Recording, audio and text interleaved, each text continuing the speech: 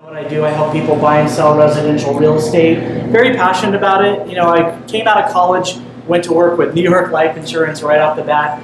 Didn't even know it was a life insurance company. I thought it was a financial planner doing it. So it was just like one of those, like, I need a job, and my good friend from the fraternity had one, so that's where I did it. But one sales job after another, but I really settled into starting on the mortgage side in 2001, cutting my teeth and learning mortgages. And that led really quickly into the real estate end of it, which the mortgage end of it was huge for me to be able to understand, to be able to help my clients out in understanding what they should get, why they should get it, and also on the listing side, being able to vet the different buyers that come with offers. I can be able to differentiate who's the strongest candidate for the seller. So that comes in handy when you've got multiple offers and you're trying to decide who's going to be the best candidate to get to the closing.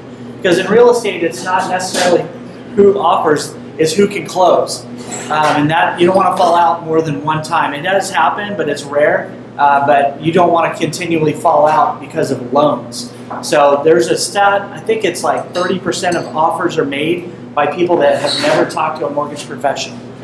Why on earth would a listing agent take an offer without a pre-approval and have any kind of knowledge whether this person can afford it or not is beyond me. But last time I teased the, is the real estate market going to crash? What do you guys think? No. Okay, everybody said no. I love that. I've got you guys trained. So the answer is no, and there's many reasons for it, but what I want to do is kind of give you a little bit of history lesson between the last time that it really did happen in 2007 and what's going on today.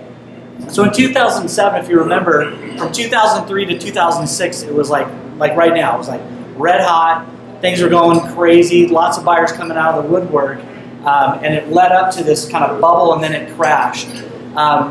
Major differences between what was going on in that market is that all you had to do was fog a mirror and you could get a loan.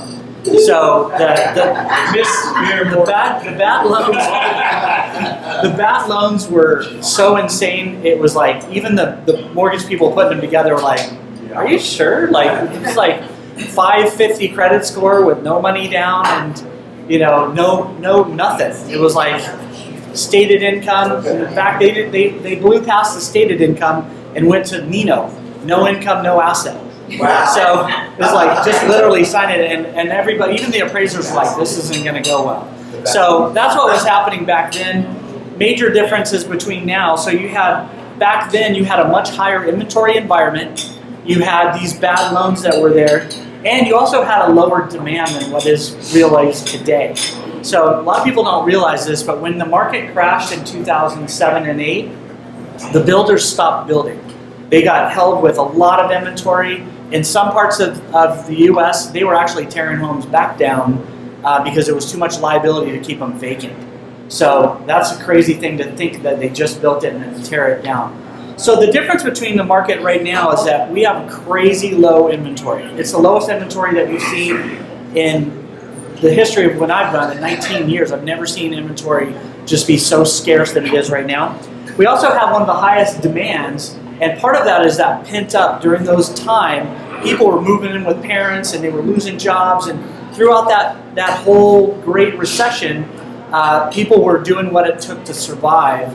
And so a lot of households were formed in multiples, right? And so what happened is that pent up demand started feeding into the rental market because the people that had to short sell their market, they had to go into somewhere to live. And so the rental market started taking off. So did the housing as we recovered.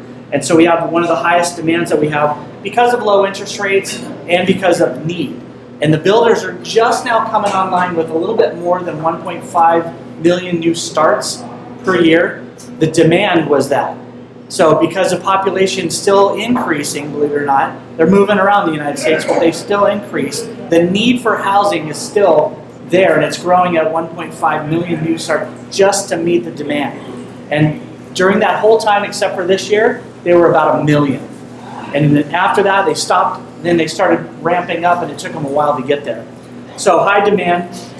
We also have one of the fast market times that we've seen in a long time. Guess how fast homes are selling? Just the average across Orange County. What do you think? 3 days. 3 days? I said 3 days. Well, that's true. There are some markets that are doing it, but when you add in luxury and all of that, 22 days is the average in Orange County across all market prices. But when you get into prices that are under $1 million, things are selling over the weekend. So, but things are going also well over asking. You would expect to pay more than 10% of the asking price over.